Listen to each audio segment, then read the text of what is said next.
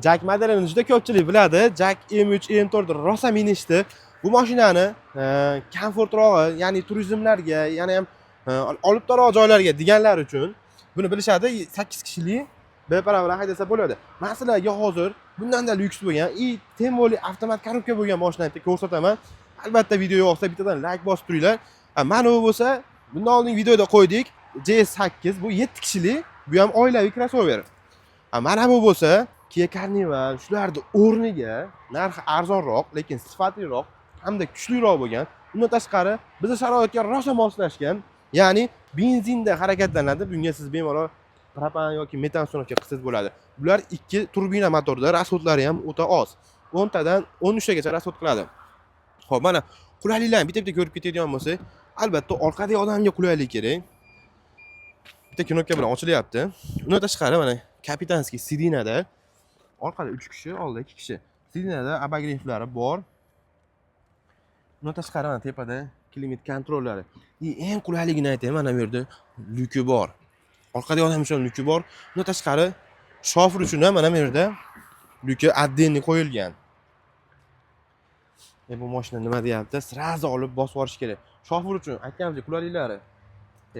Klimat kontrol deysizmi, 360 kamera, hattoki uxlab qolsangiz ham uni yerda o'zini sensorlari bor. Albatta shofirni uyg'otadi. Bundan tashqari palasa udvarjeni aytayapman-ku. Zamonaviy mashinalarda nima kerak bo'lsa, hammasi jihozlangan. Hattoki mana sidinlargacha elektronika. Bular albatta eng biz tilda olifta mashina deganda bitta knopka bilan bosib yopsangiz bo'ladi. Hamma ishlarda 5 kunlik dastur bor. Diskalari ham juda chiroyli ishlangan. Mana orqasi заводской tonirovkada. Orqa tomondan ham mana mashinamiz juda chiroyli qilib ishlangan. Bu tomonda ham eshigi bor. Bilasizlar, Jack M3 da chap tarafda eshigi yo'q. Chap tarafga ham eshik qo'yib bersin deganlar uchun mana bu mashina sizlar uchun xizmatda bo'ladi. Bemalol sizni ofisga olmoqchimisiz yoki birorta ishxonangizga olmoqchimisiz? Albatta bu mashina xohlasangiz oilaviyga ham zo'r. Ota-onamni olib yuraman deganlar uchun ham xizmatlarni zo'r qilib beradi. Chunki biz Jack M3, M4lar sinovdan o'tdi desa ham bo'ladi. Chunki 2023-yildan beri bemalol haydashyapti. 300 ming, 400 ming yurgan klientlarimiz bor. Bu mashinani ham xarid qilish boshlangan. Mashinamiz xudo xolasa nalitida tayyor. Qora rangi ham, qora rangi ham bor.